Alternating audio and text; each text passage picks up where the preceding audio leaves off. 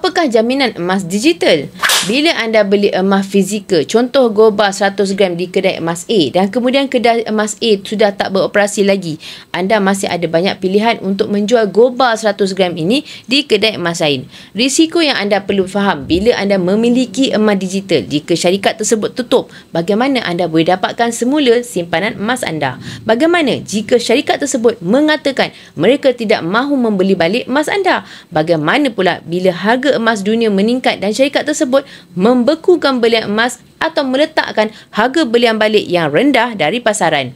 Adakah emas digital tersebut bersandarkan emas sebenar 100%? Jika berlaku masalah dengan syarikat emas tersebut, siapa regulator yang anda dapat adukan masalah ini? Bank Negara Malaysia ada mengeluarkan kenyataan untuk pelabur emas untuk fikirkan sebelum labur, iaitu adakah terdapat jaminan belian balik kepada pelabur.